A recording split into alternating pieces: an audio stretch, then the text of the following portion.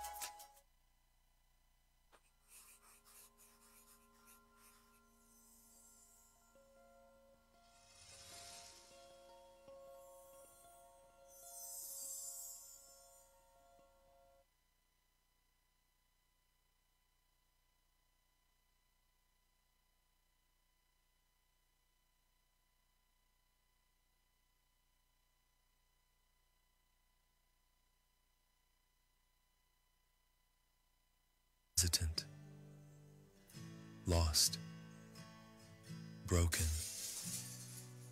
No one is exempted. Everyone goes through it. This is the reality of life. It can drag us in different directions, but no matter how far we wander off, one truth remains. God's faithfulness remains the same. So we hold on to his vision, a spirit-led church, a people rooted in God's word, intentionally sharing God's love through discipleship, transforming communities to know God. Our mission to make God's word real in people's lives, so that all may experience his love and faithfulness. We live in an ever-changing world, but we hold on to a never-changing God.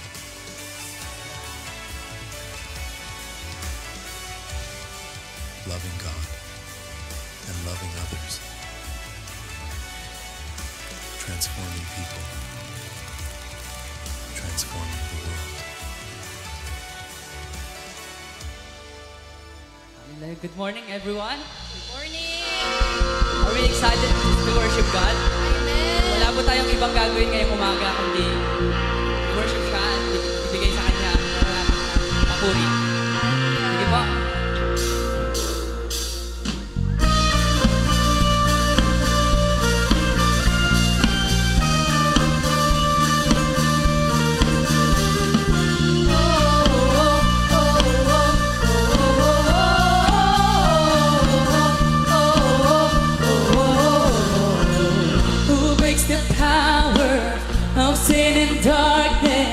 Whose love is mighty and so much stronger, the King of glory, the King above all kings, who shakes the whole earth with holy thunder and leaves us breathless in awe and wonder, the King of glory, the King above all kings. This is amazing grace. This is unfailing love, that you would take my place, that you would bear my cross. You laid down your life, that I would be set free. Oh, Jesus, I sing for all that you've done for me. Oh, oh, oh, oh, oh, oh. Who brings our chaos back into order? Who makes the orphan a son and daughter? The King of glory, the King of glory, who rules the nations with truth and justice, shines like the sun in all of its brilliance. The King of glory, the King above all kings. Yeah, this is amazing grace. This is unfailing love, that you would take my place, that you would bear my cross. You laid down your life, that I would be set free. Oh, Jesus, I sing for all that you've done for me.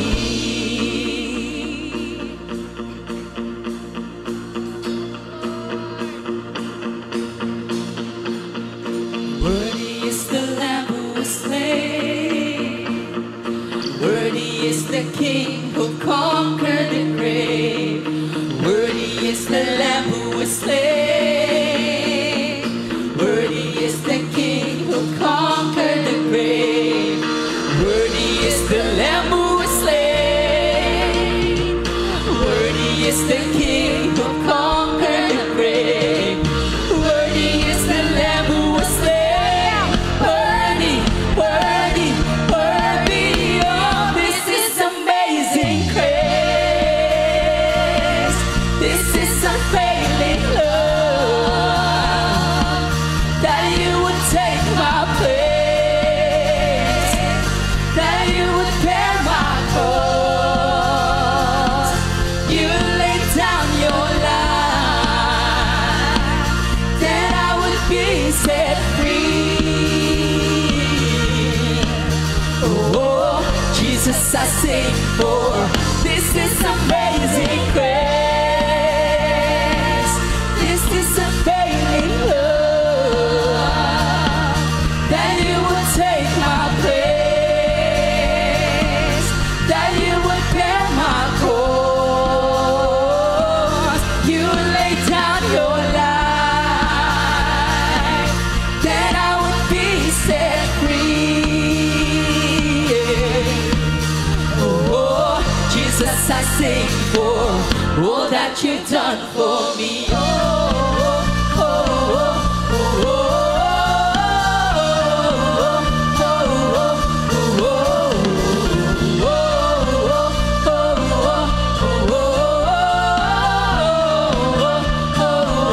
all that you've done for me.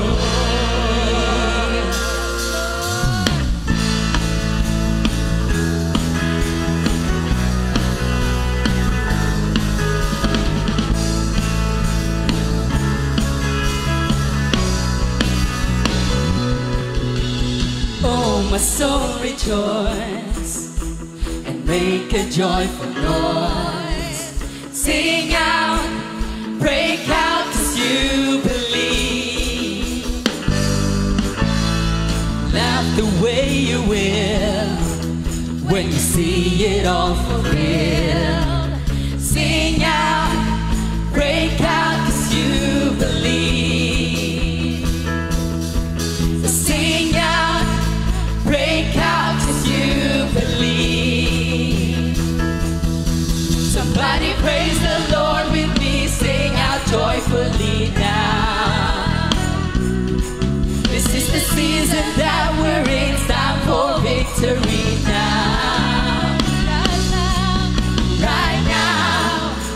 I praise you before I've seen it. 'Cause you always finish what you started me. If you said it, you'll do it. Right now, I praise you before I've seen it. 'Cause you always finish what you started me. If you said it, you'll do it.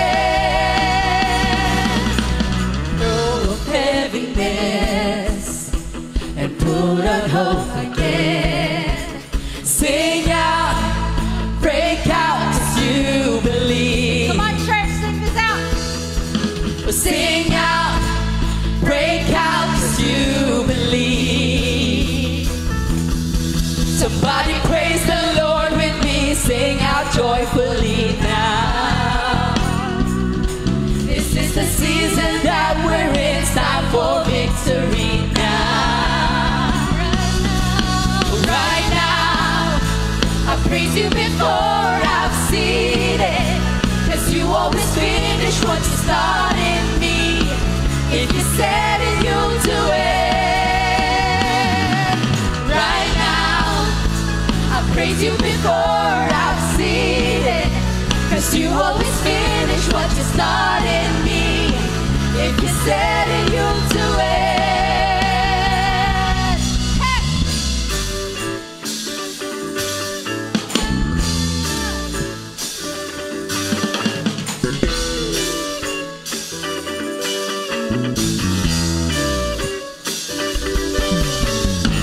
If you're believing on God for something, start praising like you've already received. If you're believing on God for something, put a praise on it, put a praise on it.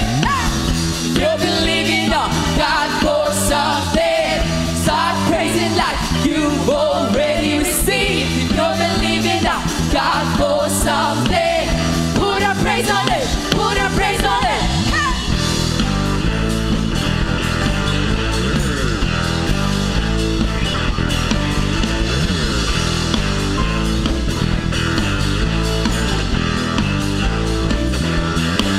Somebody praise the Lord with me, sing out joyfully now. This is the season that we're in, it's time for victory now. Right now, I praise you before I've seen it. 'Cause you always finish what you started me. If you said it, you'll do it. Right now, I praise you before I've seen it. 'Cause you always finish what you started me. If you said it, you'll do it. Put a praise on it, put a praise on it. Put a praise on it, put a praise on it. Put a praise on it, put a praise on it. Put a praise on it, put a praise on it.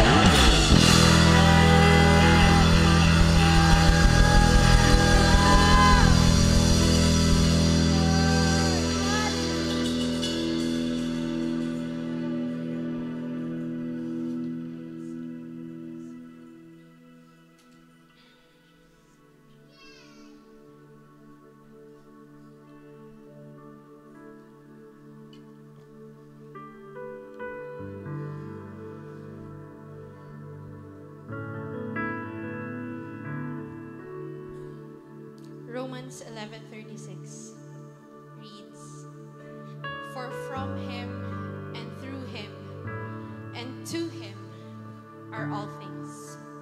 To him be glory forever and ever." Lord, we thank you, O God, that you are a God who has promised, O Lord, that what you have started, you will finish in our lives, O Lord. Lord, we stand in confidence that you are faithful. Lord, we just abide in you and we trust you, Lord. That's why, Lord, we could just rest and have confidence and give you praise each and every day of our lives.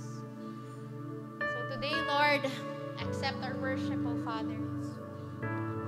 accept our worship as we offer it unto your altar today. May this rise upon your throne, O Father, as a pleasing aroma of worship unto you.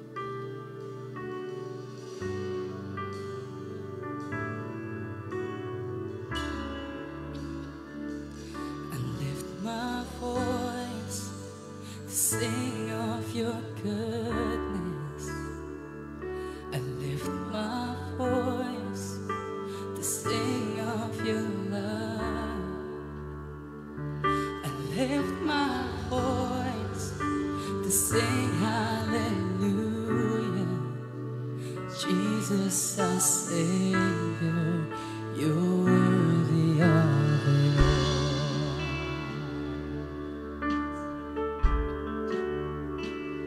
I lift my voice to sing of your goodness. I lift my voice to sing of your love. I lift my voice to sing hallelujah. Jesus, our Savior, you're worthy of it all.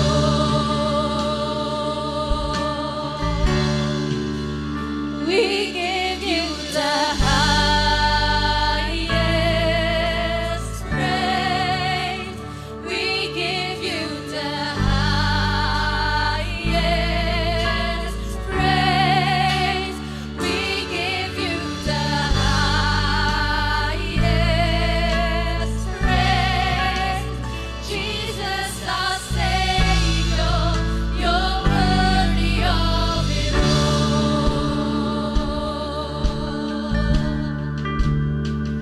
I lift my hands because I'm forgiven.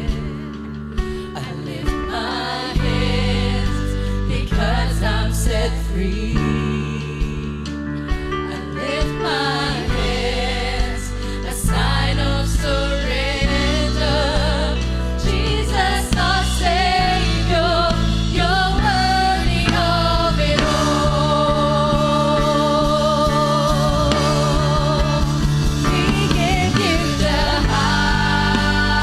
highest praise. We give you the highest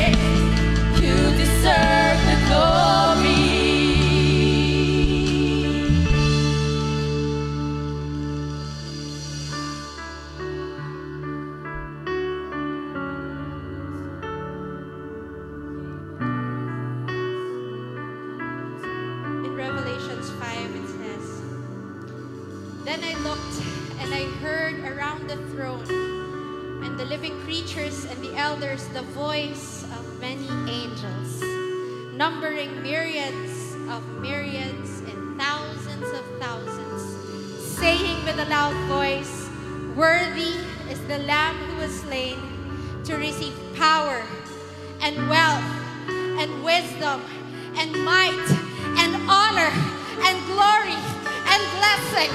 And I heard every creature in heaven and on earth and under the earth and in the sea and all that is in them saying, "To him who sits on the throne and to the Lamb be blessing and honor and glory and might forever and ever. Amen." Hallelujah. Yes, Lord. Lord, as David has said, oh God, we will let our praises rise, oh God. Lord, let our praises be counted as incense before you and the lifting of our hands as our sacrifice.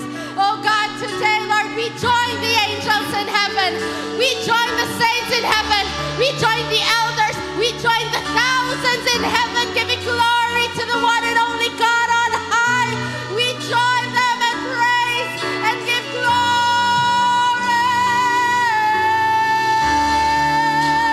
Night and day let incense arise. Day and night, night and day let incense arise. Day and night, night and day let incense arise. Day and night, night and day let incense arise. Day and night, night and day let incense arise. Day and night, night and day let incense arise.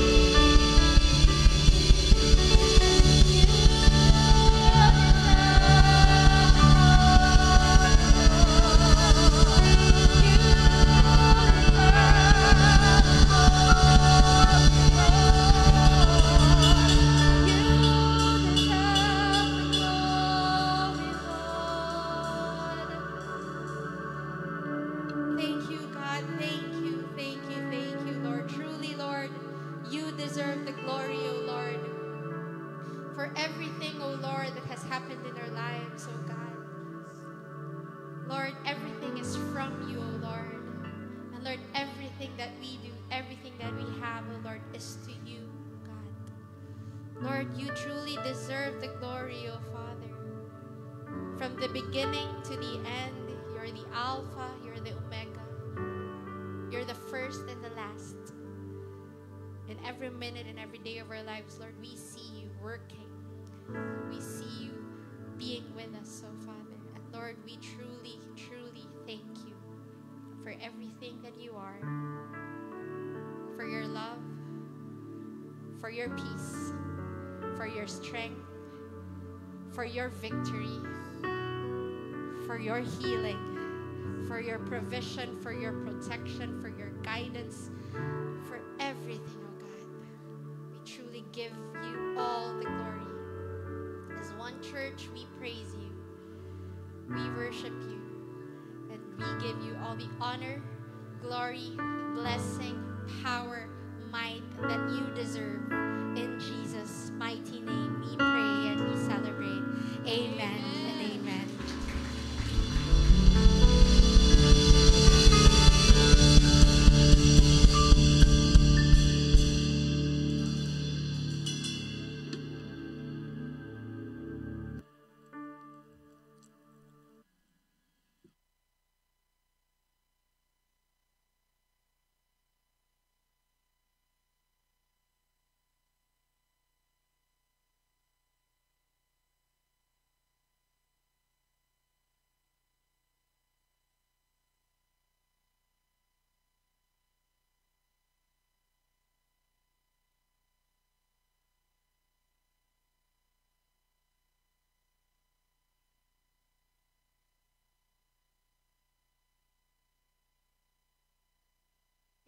Kanina nakikita ko mukhang, sabi ko, mukhang lalangawin tayo ngayon. Oo, buti na lang, parang laban ni Pacquiao ngayon. Ano? Ang daming, ang daming umatin. Okay. Sabi mo sa katabi mo, umuulan man sa labas.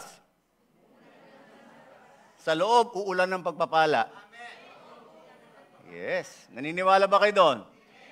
Amen. Amen. Tayo po ay nasa I believe fourth topic na ating pong series entitled Beautiful Jesus. No? Beautiful Jesus. At ito po yung mga, sabi natin mga topics about the different people na naka-encounter po sa ating Panginoon. And iba-iba po yung kanilang mga naging encounter. No? And siguro po tatanungin natin, how beautiful ba ang ating pong Panginoon? No? Well, we all know that Jesus was the only man who lived on this earth na kumbaga saan ay sinless. No? Although he was truly man, he also is the Son of God. Now, although he was God's Son, he looked like and he sounded like any man on this earth. No? But he is different. You know why? Because he lived, he loved, and he did miracles just like no other man on earth. No? And he died a different kind of death. No? It's unique. No? Marami po namamatay because of nobility. They died for their country. No? But you know, when Jesus died, he died in order to become the sacrifice for the sins of many. No? And when he rose from the dead, alam po natin lahat, yung death niya was able to pay the ransom money needed to free all of us from the slavery of sin and Satan. At nagbigay po siya ng pangako, whoever believes and accept Him as Lord and Savior, we will not only be forgiven of our sins, but we will receive eternal life. Wow. Isn't that beautiful, mga kapatid? Parang hindi kayo agree. You know? Parang nalalata kayo eh. You know? Sabi nga natin, beautiful Jesus. Beautiful Jesus. Ayan. At alam niyo, dahil po sa ginawa ng ating Panginoon, nagkaroon po ng meaning and purpose yung buhay natin dito sa mundo, kahit sabihin natin gaano ka-corrupt ito. At ang kanyang requirement lamang po sa atin is, for you to continually have faith in me. Ang sabi po ng ating Panginoon. So our faith in Him is our starting point and our ending point. Sabi po ng ating Panginoon that He is the author and the finisher of our faith. Pero alam niyo po, sinabi rin po niya that when the Son of Man comes again, will He find faith on earth? Makakakita ba siya ng mga nananampalataya pa sa Kanya pagbalik po niya, yung second coming po niya? Nung tinanong po ito ng ating Panginoon, mga kapatid, He was talking to His disciples about the importance of prayer and persistent faith. At sinasabi po sa kanila ng ating Panginoon that in the last days before His return, many Christians will be tempted to lose heart and to give up their faith. Many will even reject the message of the gospel and they will oppose those who believe in the gospel. But ang kanyang pangako, those who will endure up to the end, they will be saved. Now, ang tanong po, do we have that faith that will remain till the end?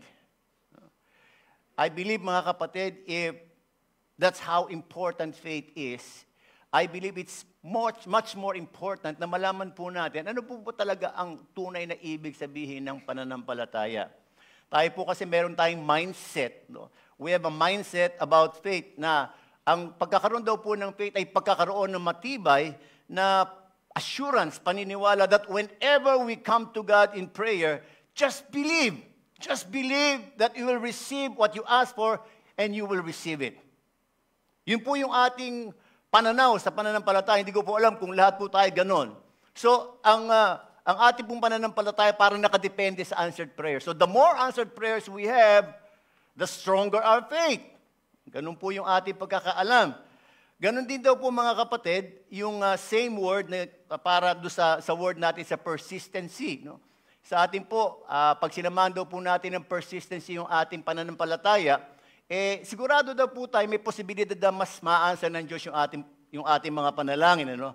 And in order for us to be persistent, ang alam po natin dapat kulitin mo si Lord. Kulitin mo si Lord, ulit-ulitin mo yung prayer mo sa Kanya hanggang sa makuha mo. Ano? Ganun po ba ang ibig sabihin ng persistency? Uulit-ulitin mo, kukulitin mo si Lord? No? Well, if that is how we view persistency and faith, I believe na magkakaroon po tayo ng konting problema. At we will be able to, sabihin natin, experience more disappointments in our prayer. No?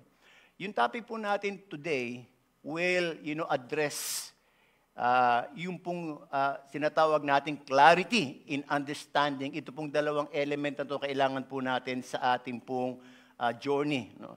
And pag pinag-usapan po natin yung answered prayers, although it is connected to answered prayers, yung faith and persistency, hindi po nakadepende sa answered prayers yung faith and persistency. It's the other way around. It's understanding and applying the correct faith and persistency na magkakaroon po tayo ng byproduct ng answered prayers. Agree po kayo? Agree ba? Okay, let's start off. No?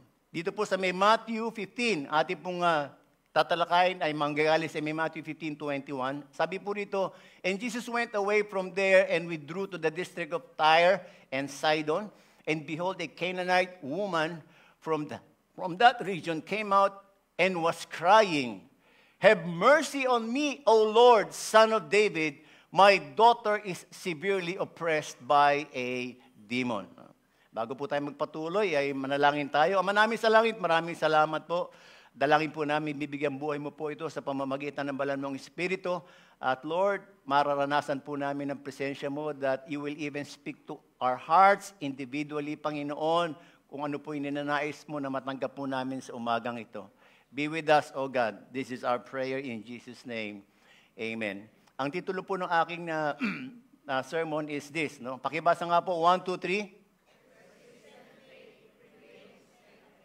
Ayan. No? It prevails and it can avail us so much, no, from God. No?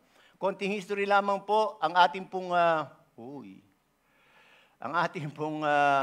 ba tawag dito? Parang wala yata siyang no? Animation, yung ating pong topic, Matthew, alam naman natin kung sino yun, nakalagay na no? Nakalagay na kung sino yung author, no? Si Matthew, no? And of course, yung kanya pong audience here are the Jewish audience, no? Yung mga Hudyo po ang kanya pong audience dito nung sinulat po niya ito. And ang aim po nitong ating pong ng Matthew is para daw po maipresent ang ating pong Panginoon as the Messiah. No? Marami po kasing controversy regarding the Messiah, but sinabi po nila that Jesus was the fulfillment of the Old Testament prophecy that He is really the Messiah. No? Yun, ganda. Diba? Ang ganda pag may ganyan, di ba? No? Yung may element of surprise. No? Okay, let's go to the verses. Sabi po dyan, and Jesus went away from there and withdrew to the district of Tyre and Sidon. Saan po siya nanggaling? Well, at this point of time, alam niyo po, ang ating pong Panginoon, He was doing all His ministry, His miracles, His healing, His deliverance, doon po sa may Galilee, within Jerusalem. Now, this was only the first time in His ministry that He goes outside Jerusalem. At ang pinuntahan pa po niya, mga kapatid, is a Gentile territory, Tyre and Sidon. No? Well, siguro tatanungin natin, why go there? No? Una po sa lahat, bakit siya pumunta ron? Kasi una po sa lahat, wala po nakakakilala sa kanya doon. No? Paano siya magmi-ministry doon? Di ba nagkaroon po ng mga pagkakataon na nung pumunta siya sa isang town na wala pong pananampalataya sa kanya, hindi po nagkaroon ng himala doon. Walang himala. Bakit? Kasi walang pananampalataya yung mga tao. No, and dito makikita natin, this is a Gentile territory. No?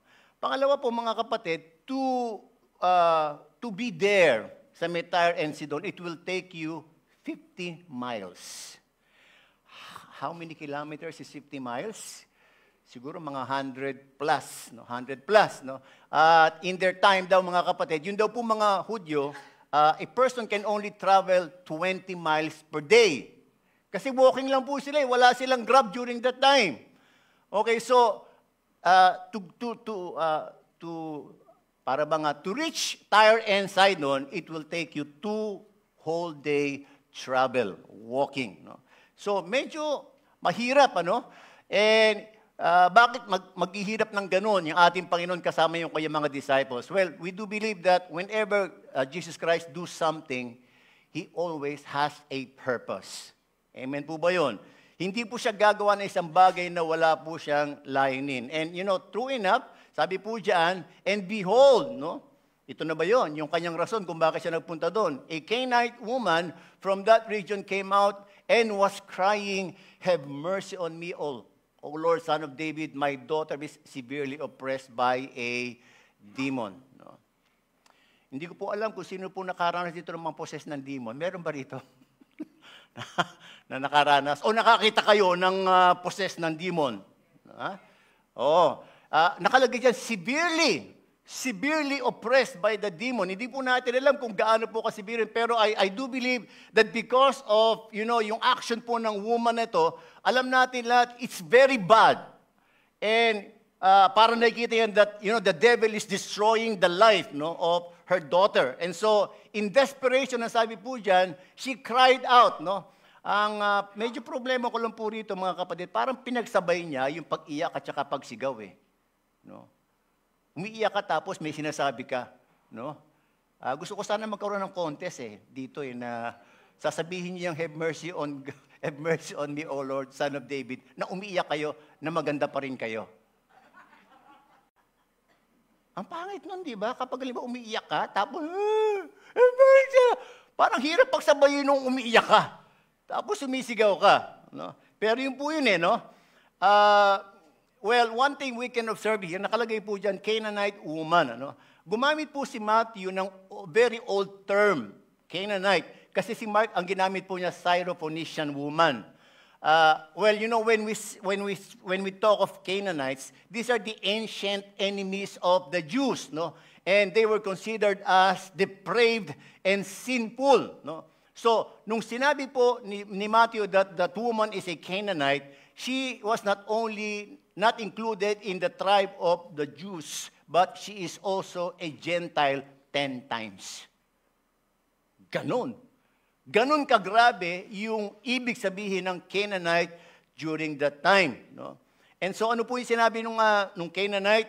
Sabi niya nito, have mercy on me, no? O Lord, Son of David. Isa-isayin po natin ito, no? Have mercy on me. No?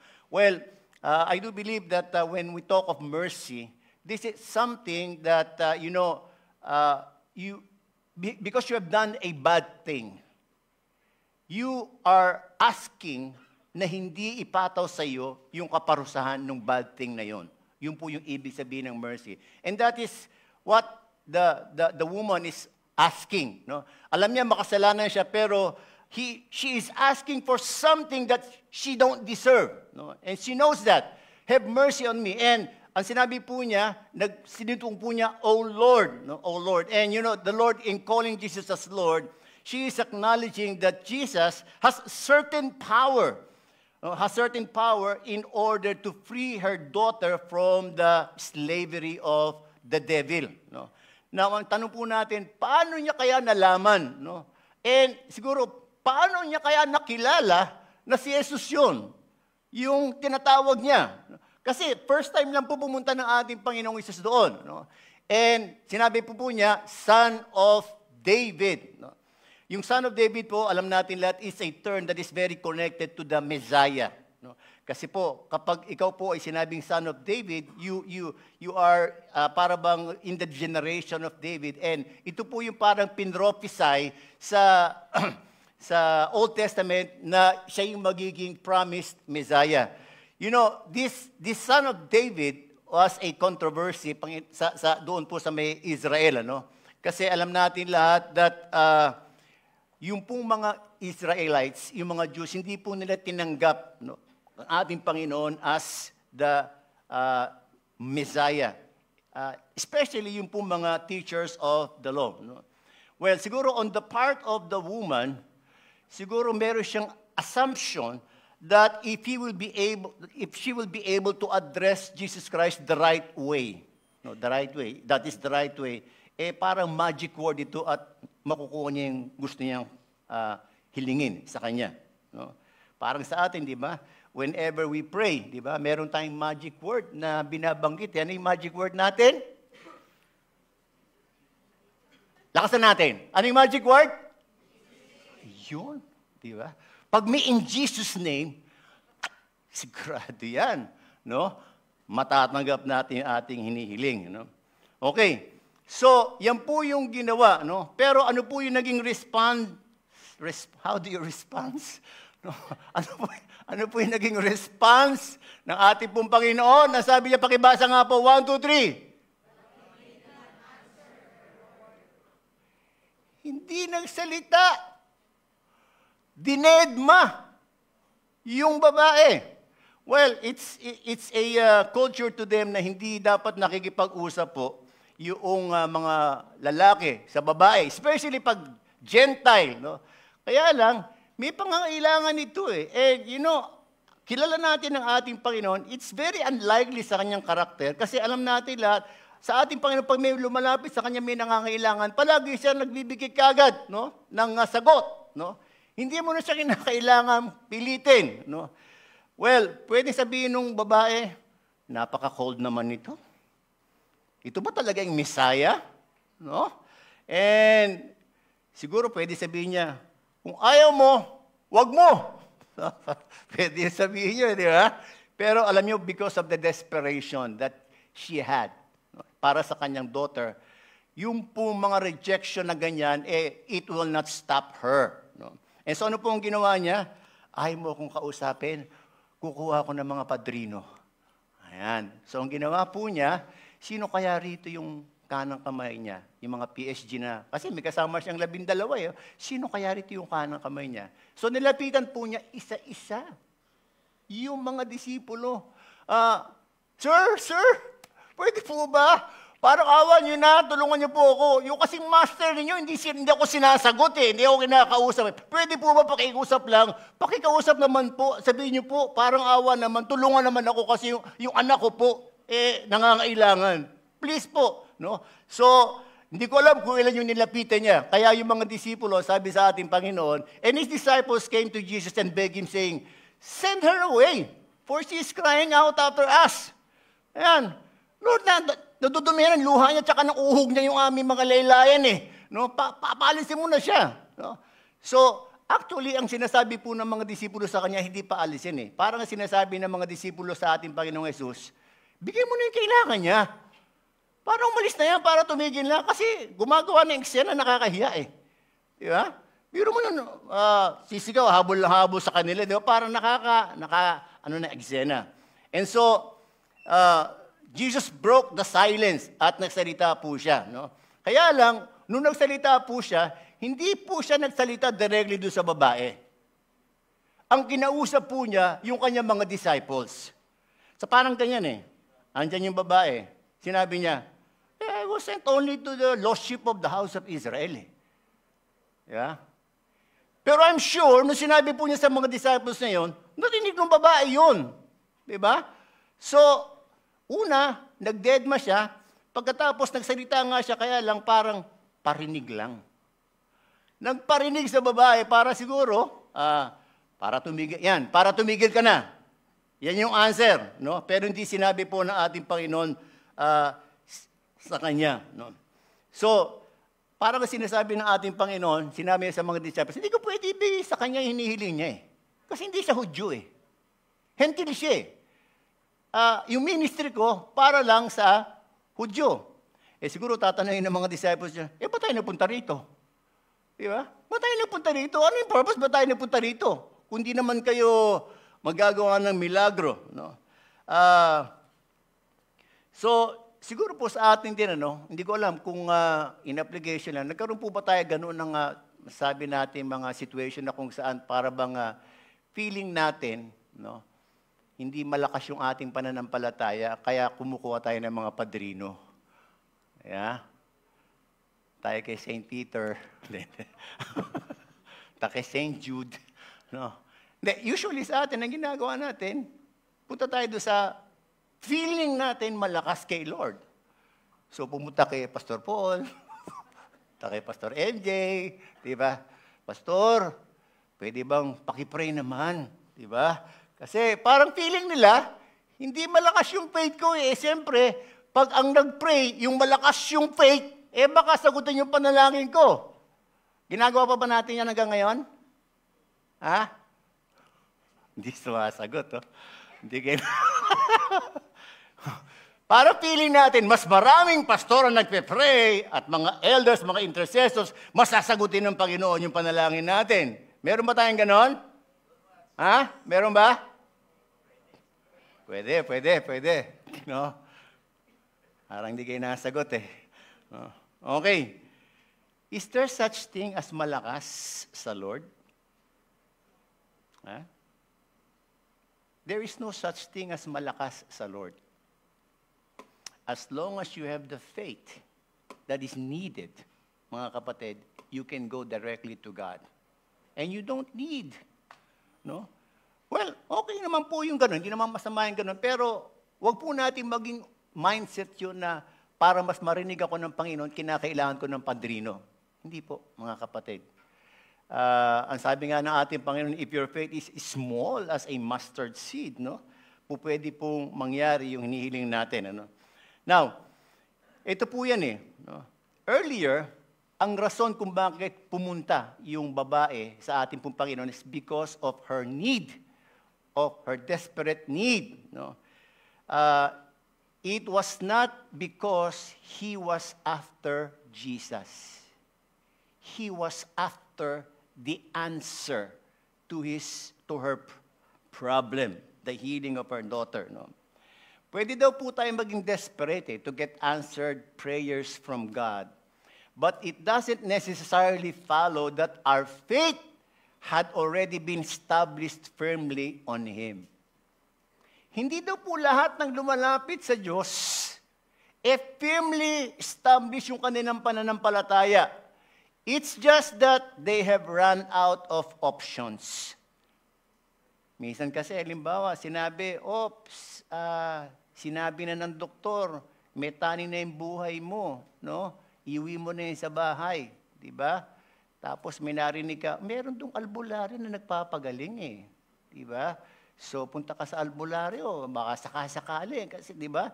Tapos hindi gumaling kasi pinainom ng sili. Nilagyan ng sili yung mata, di ba? Para ba kung ano-ano pinagawa, no? So, last option, punta tayo kay Lord. Usually, ganun po yung nangyayari. And it happens to Christians na dahil nawala na ng options, tsaka lalapit sa ating Panginoon. Pero it doesn't necessarily follow na yung pananampalataya natin nasa ating pong Panginoon. No? Now, whenever we come to God, pakibasa po, 1, 2, 3.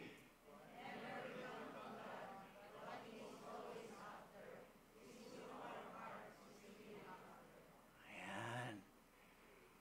Pag lumapit pa tayo sa Diyos, sino ba talaga pakay mo? Diba? Sabi natin palagi, Jesus is the answer. But oftentimes, we seek after the answer and not Jesus. Tama po ba? If we say that Jesus is the answer, then let's seek Jesus. Not the answer. Kasi nakikita po ng Diyos kung ano po yung after tayo doon sa ating puso. And you know, Jesus Christ knew very well that the woman is not after him. That the woman is after the answer for her request. No? You know, everything that Jesus did to the woman was intended, repeat this, it was intended to draw out the true faith in her so that she can be in that position where her faith can move God's heart and avails of whatever she was asking for.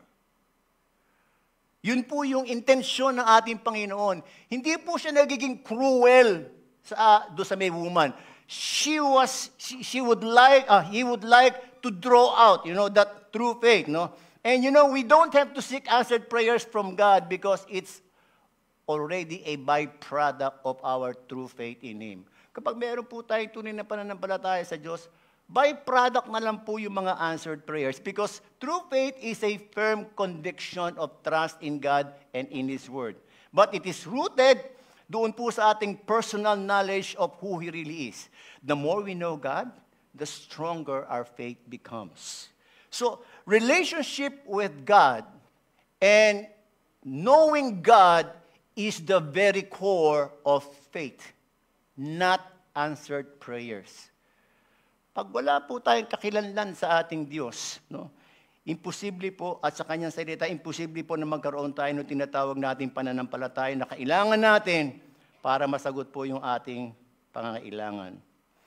So, ano po ang naging response nung babae nung sinabi po ng ating Panginoon na hindi siya kasama doon sa mga dapat nabibigyan ng blessing ng Diyos? Sabi po dyan, but she came and knelt before him. In other translation, he worshiped saying, Lord, help me.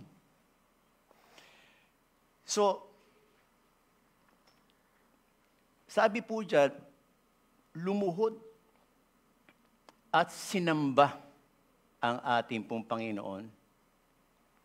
Earlier, she came to Jesus knowing that He is the Son of David. But now, He transitioned and He now comes to Jesus knowing that He is the Son of God. Merong difference. Kanina, Son of David lang, pero Son of God. Why did I say that, mga kapatid?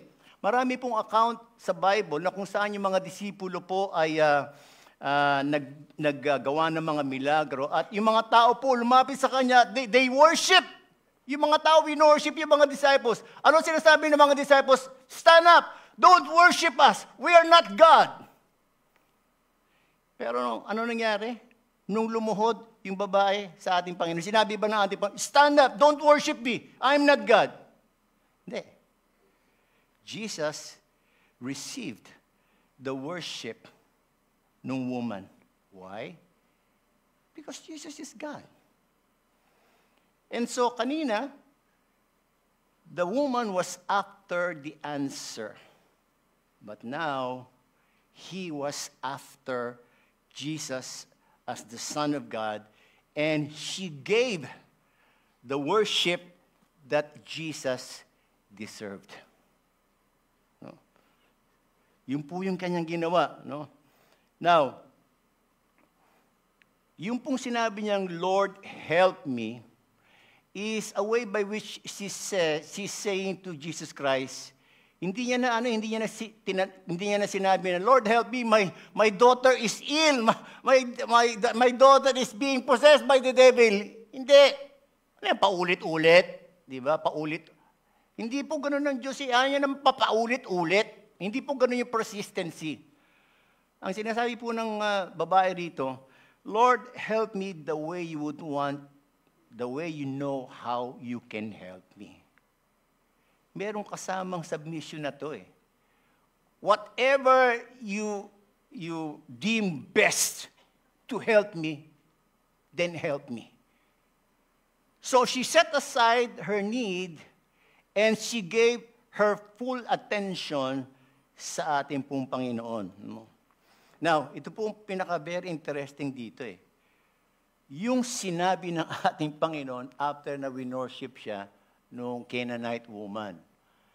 And he answered, it is not right to take the children's bread and throw it to the dogs. Siguro kahit sabihin natin na malumanay, di ba? Pero ganun pa rin yun eh. No? Aso. So parang sinasabi niya, Canaanite woman ka, so ito ka. No? Canaan woman ka eh, so pwede. Actually, doon nila kinuha yan eh, yung Canaan. Sa Canaan woman. Aso eh. Di ba? Hindi, pero hindi po. Siguro, para bang, sarap-sarap ng worship ng babae, di ba? Hallelujah. Thank you, Lord, di ba? Tapos, biglang, Lord, I can feel you. Di ba? Minsan ganun tayo. Speak to me, Lord. Biglang sinabi sa'yo, aso ka. Ano po, Lord? Asukal? Ibig sabihin matamis yung worship ko? Hindi, aso. In English, dog. Dog ka. Hot dog? Hindi po nagkaroon ng ganung conversation, ano? Pero alam niyo mga kapatid, bakit sasabihin ng ating Panginoon ito? It is not right to take the children's bread. Now, what is this children's bread that Jesus Christ was talking about? Well, it has something to do with the bread that He offered sa children of God, sa mga Israelites. Ang sabi niya rito, for the bread of God is He who comes down from heaven and gives life to the world. They said to Him, Sir, give us this bread always. And Jesus said to them, I am the bread of life. Whoever comes to me shall not hunger, and whoever believes in me shall never thirst. He further said that this is the bread that came down from heaven. And Jesus Christ was talking about Him. No? Sabi niya, not like the bread the fathers ate and died. No? Namatay yung mga fathers ninyo eh. Sabi rito, whoever feeds on this bread will live forever. So, nung sinabi po ng ating Panginoon sa may John 6, no? Kasi sabi doon, sumusunod lang daw po sila dahil doon sa may bread na binibigyan ng ating Panginoon kasi nag-feed siya ng 5,000 during that time eh. Pero ito pong bread na sinasabi ng ating Panginoon, parang sinabi niya, do you believe this? Alam niyo po, nag-grumble po yung kanyang mga disciples nung marinig nila ito. At sinabi niya, this is a hard teaching. And after this, nandito po yung the famous John 6:66. Ano yung John 6:66? After this, many of his disciples turned back and no longer walked with him. Ang dami pong umalis sa pananampalataya sa mga followers ng ating Panginoon when they heard that teaching and when they heard that offer. No? So ano po yun mga kapatid? Yung pong sinasabi ng ating Panginoon was an answer to the plea of the woman. Sabi niya kasi, Lord, help me the way you know how to help me. And so, as if Jesus was saying to her, I want to help you, but there is one thing that you really need. No? Secondary na lang yung pag-deliver ko sa anak mo. You also need the bread that I am offering. And the bread that I have offered to the children of God, the Israelites, hindi naman po niya indirectly sinasabi to, no? Parang sinasabi ng ating Panginoon, I offered it to them, but they rejected it. I want to offer it to you, but you know, I cannot because you are a dog. Actually, sinopen daw po ng ating Panginoon yung meaning ng dog dito eh. It's a Greek word na that means little dog. Kay little yan, kay big dog. Pag tinawag po kasing dog during their time, worst po yun, mga kapatid. Pag sinabing dog, you are considered sinner. No?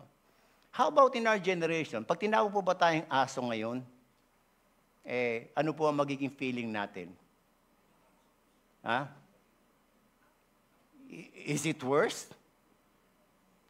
Not in the Philippines. No, not in the Philippines. Di ba? Nakikita ko nga kasi, minsan, yung mga walang anak, ang ginagawa nilang children, yung mga dog. Okay? So yung kanilang dog, may pampers, may damit, may stroller, no? Parang anak na talaga nila. Katabi sa kama. Yeah? Okay. Para bang, pag tinanong mo daw po ang mga, alam mo, Pilipino, halimbawa, magiging hayop ka. Di ba? Ano ang pipiliin mo na maging kapag ikaw ay magiging isang hayop? Ano ang number one answer? Dog. Diba? Gusto ko maging dog. Di ba? Well, just the same, mga kapatid, to be called a dog in their culture is not good. No? Ano po ang ibinalik na response ng babae? Ito po ang sinabi ng babae. She said, Yes, Lord, I am a dog. I accept that I am a dog. Yet, even the dogs eat the crumbs that fall from their master's table. Parang sinasabi ng babae, Yes, Lord, I agree, I am a dog, I am a sinner, and I need a Savior. Ayun po yung sinasabi. Pero sinabi niya, siguro sinasabi niya pa, but if I am not worthy to receive that bread that you are talking about, I believe merong mga nalalaglag na crumbs doon sa bread na ino-offer mo, at that is also a part of that bread that you are offering. Lord, I am okay with that. If that is a way by which you will extend your grace, your salvation, I believe, Lord, that I need that. And I am okay to eat the crumbs. I am okay. Tatanggapin ko na ako ay dog. I want to be a part of that grace that you would want to extend to non-Jew like me. Yun po yung sinabi nung babae.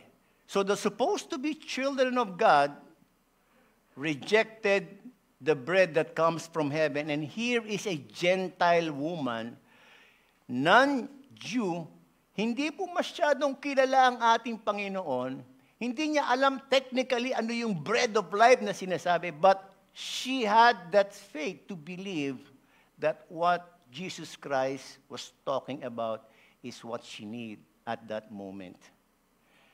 And so anong sinabi ng ating Panginoon sa kanya? Jesus answered her, O woman, great is your faith. This was the first time that Jesus Christ commended someone having a great faith. Pag kinakausap po niya yung mga disciples niya, palagi niya sinasabi, "You of little faith." Yeah? Yung mga disciples niya palagi sinasabi, "You of little faith, how long must I be with you?" Yeah? Ilang taon tayo magkakasama, tapos ito. Nito lang kami nag-meet.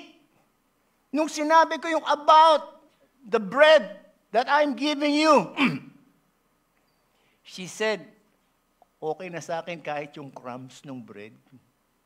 Basta, Panginoon, maging Savior kita din sa aking, So, ano po yung nagbigay ng daan para maging great yung kanyang faith?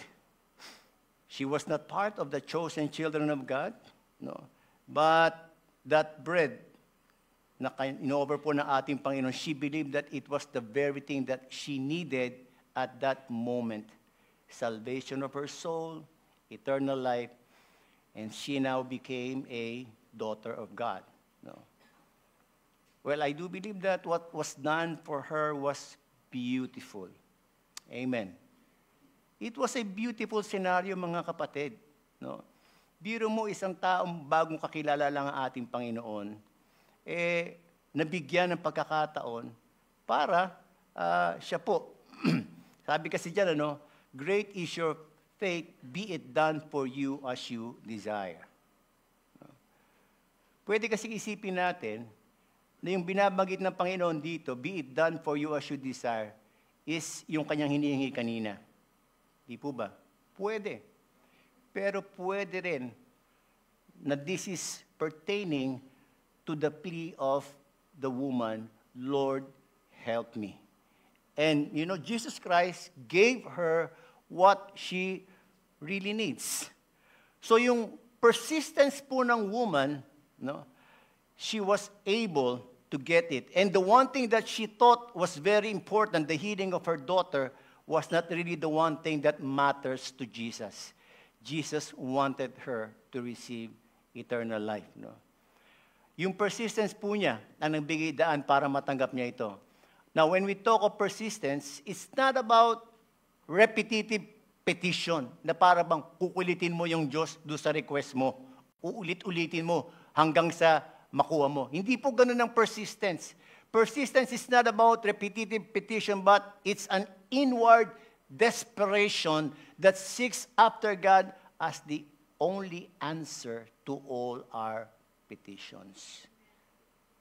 Yun po yung ibig sabihin ng persistence.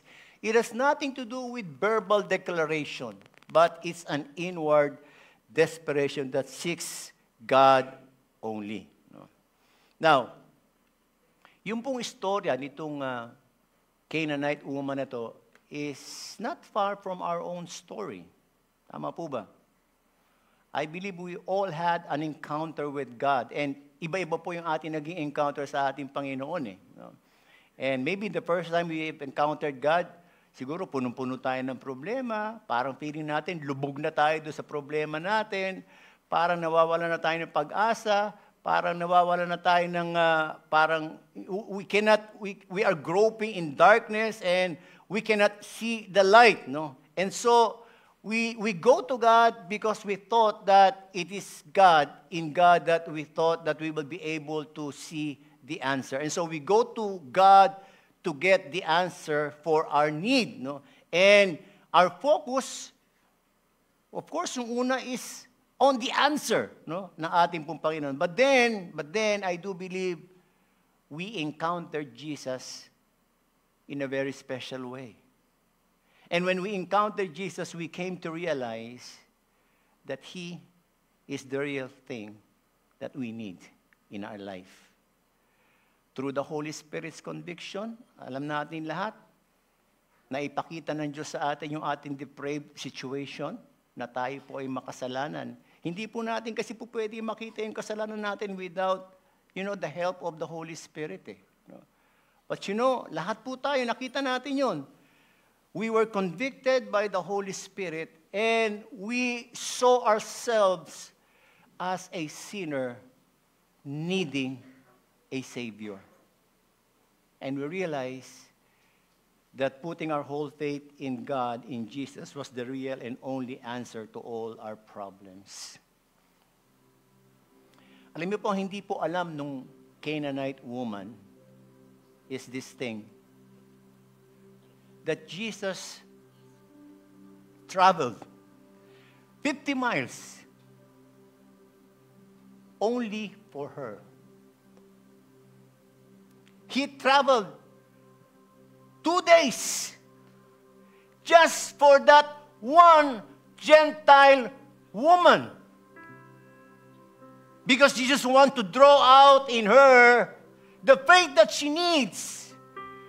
So that kapag nagkaroon siya ng problema uli, that same faith that she has now will be the one thing that will cause her to avail of what he asked from God.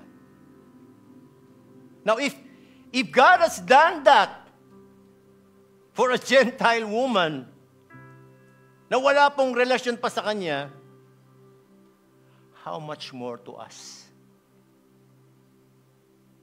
We all have had a relationship with God already. Ang tanong lang, gaano kalalim yung pagkakilala natin sa ating Panginoon? You know, Lord, parang tahimik ka. Parang very silent ka. Parang hindi ko narinig yung boses mo. And I do believe, sometimes, many times, we have experienced na para bang, Lord, para nagdududa na ako sa iyo. Nandyan ka pa ba? Hindi kita naririnig eh. Are you still in control? Why are you allowing this difficult situation na maranasan ko? No, while I was praying earlier, gusto pong sabihin ng Panginoon sa atin itong lahat.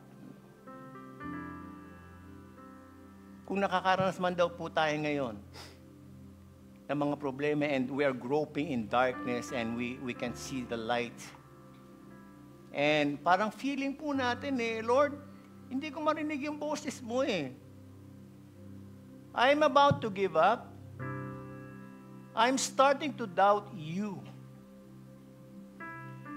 Well, God is saying to all of us right now, if you can identify with that, God is saying to us, He is allowing those difficult situations in our life because from it, He wants to draw out the juice, the sweet juice of persistence in that difficult situation because that is what we need in order to make our faith stronger.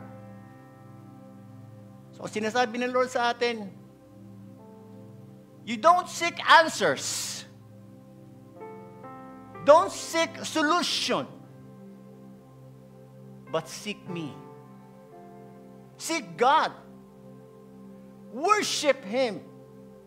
And as we worship God, you know, His presence will fill us. At bibigyan tayo ng malinaw na mata para makita natin that He is in control. Sinasabi ng ating Panginoon sa atin, I have never left you. I have never forsaken you. It is just that you don't seek me much. Minsan po, nagkukulang tayo doon We don't seek God that much. And we seek the answer more. With this, I would like us to stand up, mga kapatid. And hindi ko po alam kung meron po kayong mga dinadaan ng mga difficulties sa inyong mga buhay ngayon. Gusto ko pong sabihin sa inyo, mga kapatid, we don't have to worry. We don't have to, to seek any answer. Ang dapat lamang daw po natin gawin, be still and know that He is God. Seek Him more and worship Him more. So ang gagawin po natin ngayon mga kapatid, kung meron po kayong mga dala-dala ngayon, let's set aside those things. Yes, reality, may difficulty tayo. Let's set aside that for a moment and let's direct our full attention sa ating pong Panginoon. Can we do that? Can we do that? Let's offer the best worship that we can offer to God right now. Let's sing this song all together. Let's pour out our heart unto the Lord right now.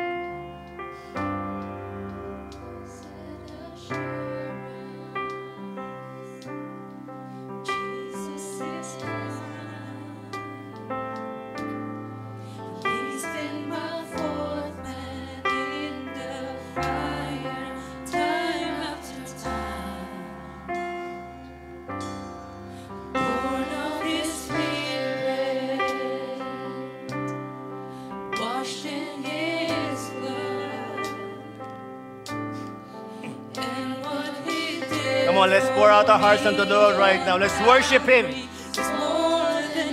Let's give the best worship that we can give to God right now. Yes, oh God, my Savior, the one who will never fail. He will never fail. Yes, we trust in you.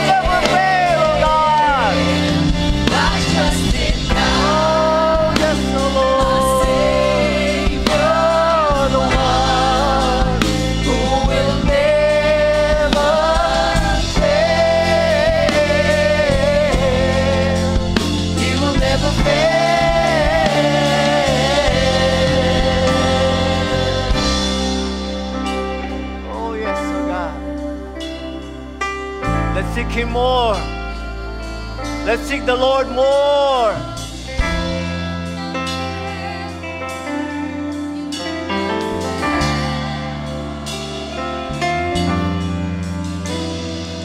I sought the Lord, and He heard, and He answered. Let's seek Him. I sought the Lord, and Yes, He heard, yes, oh God. and He answered. I sought the Lord.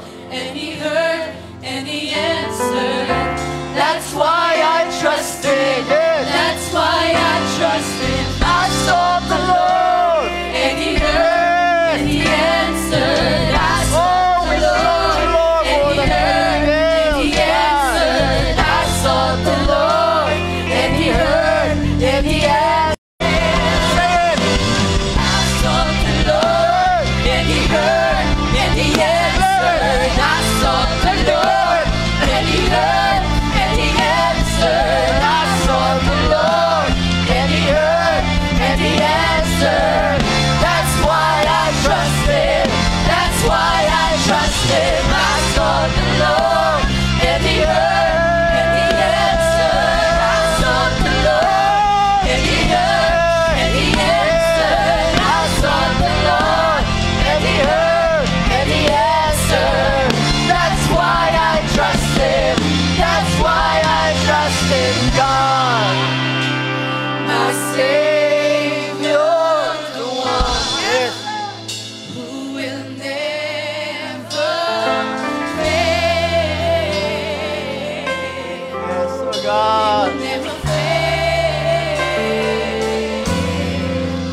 I trust in God.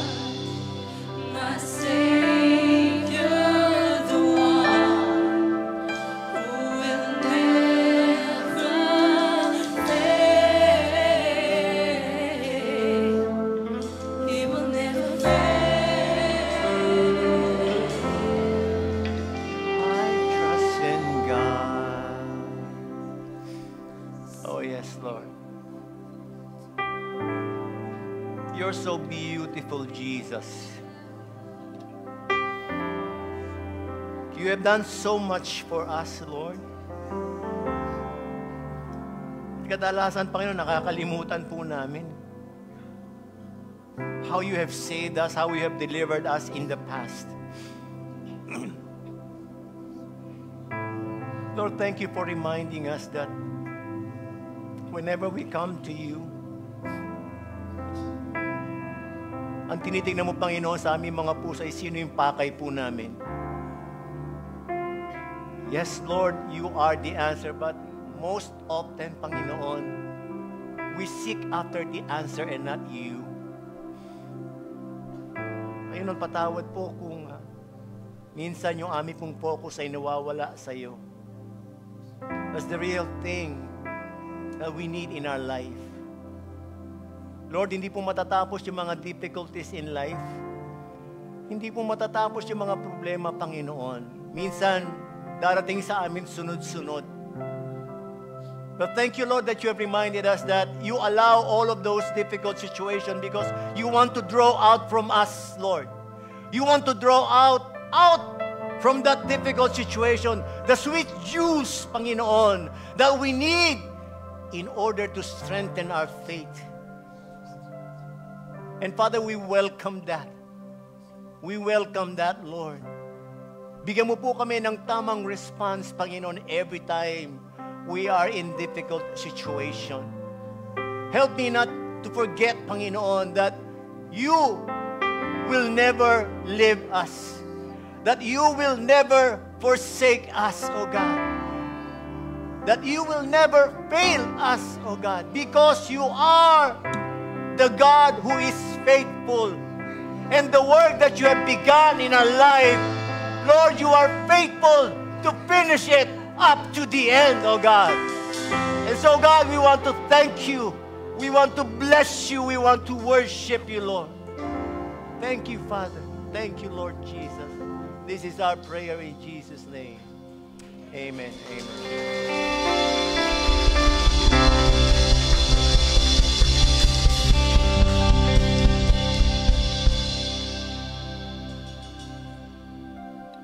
Wow, what a wonderful message. Yes, indeed, the beautiful Jesus.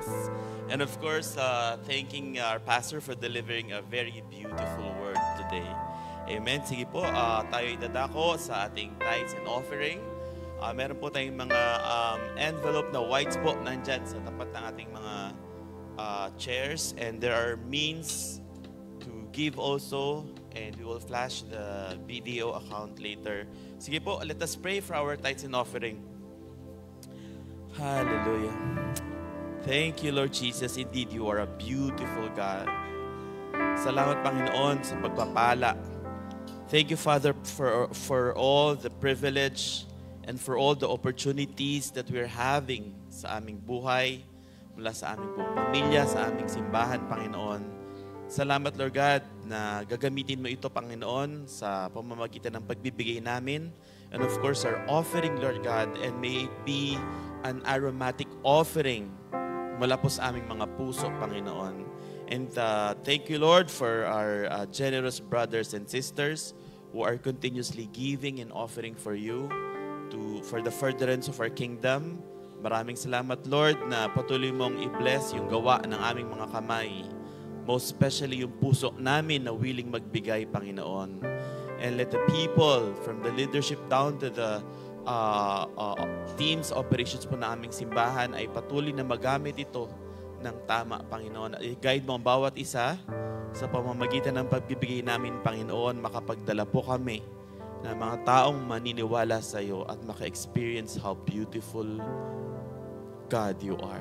Thank you, Father. We bless your name. In Jesus' mighty name we pray. Amen. Alright. Sige po, pwede na po tayong magbigay.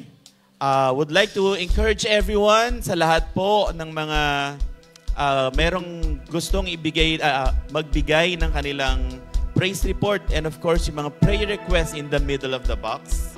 Ayan, salamat po at sa lahat. There are ways to give your tithes and offerings sa pamamagitan po nating online. Ayan, ang video account po is flash on the screen. For those who are attending online, we encourage, ayan po, there are ways to give. And of course, would like to welcome lahat po ng mga first-timers at mga bago po naming kaibigan na nandito sa aming simbahan. And of course, sa online, thank you. Thank you for joining us and we hope that soon we can see you dito po sa ating simbahan. Ayan. Alright. Bigyan napapasayaw na ako sa tugtog.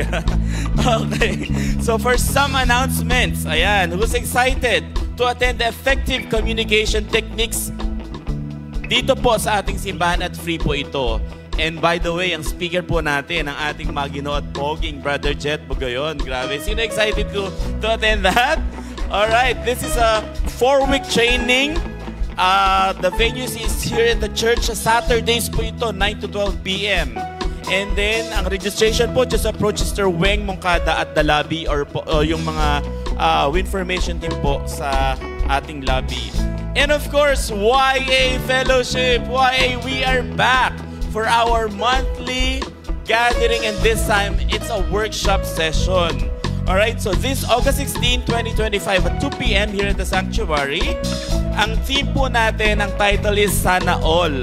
It's about entrepreneurship and financial management with our guest speaker, Patrick Sutare, and our very own panelists. We're inviting him, Brother Buboy Samson, to be one of the panelists on that session. Diba? So, hopefully, pwede pong maten yung iba, especially yung mga YAs, please join us because it will be a lot of learning and it's a workshop together with the panels that we will learn from them. Ayan. So, ang venue po ay dito sa church at magsa-start po ito ng 2 o'clock.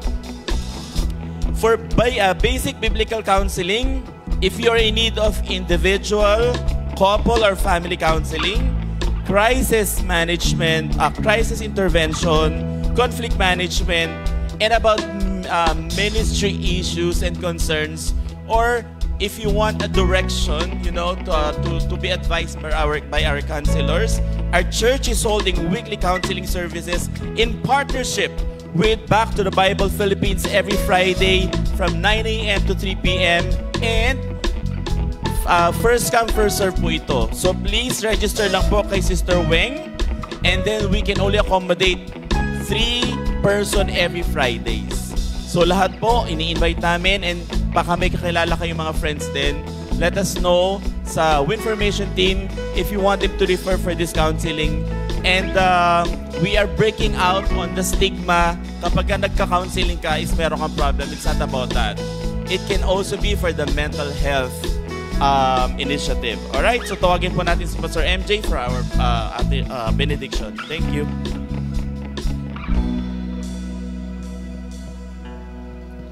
Let's all stand up, lift up our hands unto the Lord. Let me read to you from Romans chapter 10, verse 10 onwards. For with the heart one believes unto righteousness, and with the mouth confession is made unto salvation. For the scripture says, whoever believes on him will not be put to shame. Verse 12, for there is no distinction between Jew and Greek, for the same Lord over all is rich to all who call upon him. Verse 13, for whoever calls on the name of the Lord shall be saved. In the name of Jesus, I declare, Lord, that all the needs of my brothers and sisters will be met. And more than that, Lord, as you meet their needs, they will glorify all the more your name. And whoever they will encounter this week will come to know you because of their lives. This we pray and declare in the mighty name of Jesus Christ. Amen and amen. Have a blessed, powerful week, brothers and sisters.